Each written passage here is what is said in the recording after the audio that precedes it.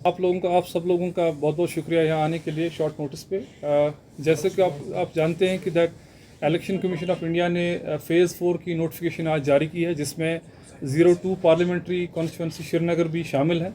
और इसी के चलते हुए आज as a returning officer 02 parliamentary constituency आज डिप्टी कमिश्नर जो कि RO 02 पार्लियामेंट्री कॉन्स्टिट्यूंसी के हमने आज इलेक्शन नोटिफिकेशन यहाँ से निकाली है। और इसके इस नोटिफिकेशन के बारे में बताता चलूँ कि नॉमिनेशन पेपर जो है वो 18 अप्रैल जो कि आज है 25 तारीख तक ली जाएंगी। और उसका टाइमिंग रहेगा 11 बजे सुबह के 11 बजे और 3 सुबह और शाम के 3 बजे तक ये फॉर्म्स नॉमिनेशन फॉर्म्स ली जाएंगी।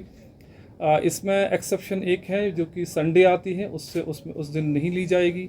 और ये उसके बाद जो हमारी जो स्क्रूटनी का जो डेट रहेगा, जो नॉमिनेशन फॉर्म्स हैं की स्क्रूटनी है वो 26 तारीख को रहेगी 10:30 बजे।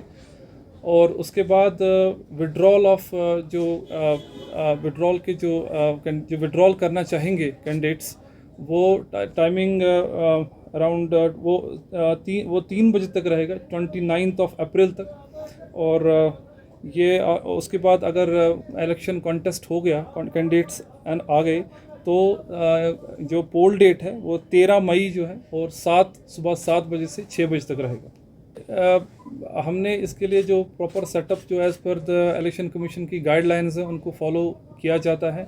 जैसे हमने हेल्प डेस्क रखी है बाहर, जो कि मेरे ऑफिस में ही जो RO ऑफिस में है, तहसीलदार हेडक्वार्टर के ऑफिस में हेल्प डेस्क है। इसमें जो भी नॉमिनेशन फॉर्म्स है और जो भी उनको कोई भी हेल्प की ज़रूरत है वो यहाँ आ सकते हैं, अपनी स्टेशनरी ले सकते हैं, अपनी गाइडलाइंस जो भी एज़ पर प्रिस्क्राइब्ड नॉर्म्स है वो ले सकते हैं हमारे ऑफिस से। और कोई भी हेल्प डेस्क की जो भी उनको सहायता चाहिए वो हमारे ऑफिस में उनके लिए रखा गया है। साथ ही साथ आपको बताता चलूँ कि दैट 100 मीटर का जो पेरीमीटर है वो हमारा जो अमर निवास DC ऑफिस कम्प्लेक्स का गेट है वो इसको हम कर रहे हैं।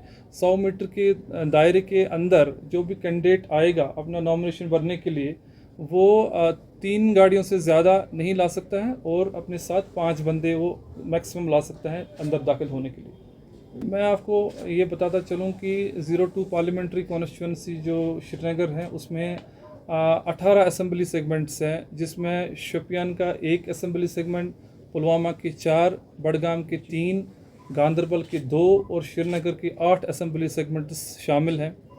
इस 02 पार्लियामेंट्री कॉन्स्टिट्यूंसी में 17 लाख से ज़्यादा वोटर्स हैं और जिसमें डिलिमिटेशन के बाद जो न्यू वोटर्स का एडिशन है इन सारे 18 सेगमेंट्स में वो 2 लाख से ज़ायद है न्यू वोटर्स, यंग वोटर्स जो हैं।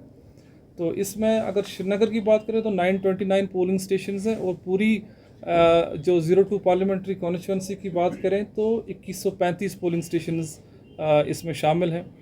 आपके माध्यम से भी ये भी बताना चाहूँगा कि इस बार इलेक्शन कमीशन ऑफ इंडिया ने जो नई गाइडलाइंस के हिसाब से पोस्टल बैलेट जो है उसका जो अनाउंसमेंट किया है, उसमें 3 कैटेगरीज आती हैं। वो 85+ एज्ड जो लोग हैं वो अपना एक्सरसाइज कर सकते रहे हैं। अभी BLOs को 12D फॉर्म्स डिस्ट्रीब्यूट किए गए हैं हर किसी ARO को, वो फॉर्म भर सकते हैं और उसमें उनको पोस्टल बैलेट की फैसिलिटी दी जाएगी। साथ ही साथ एसेंशियल सर्विसेज जो हमारे साथ और PW जो डिफरेंटली एबल्ड है, ये 3 कैटेगरीज है जो इस बार पोस्टल बैलेट फैसिलिटी वो ले सकते हैं। सर, पिंक वोटर बूथ्स की एक नई इलेक्शन कमीशन ने घोषणा की थी। हमारे इस पार्लियामेंट कॉन्स्टिट्यूंसी में कितने हैं और महिलाओं के लिए क्या कोई खास सुविधा रखी गई है? देखिए, जो अगर आप गाइडलाइंस की बात करें तो पिंक पोलिंग स्टेशन जो बात की है वो पिंक पोलिंग स्टेशन का मतलब ये है कि जो वुमेन लेड है, जो सारे जहाँ वहाँ का जो प्रिजाइडिंग ऑफिसर, जो पोलिंग ऑफिसर 1, 2, 3 जो वहाँ का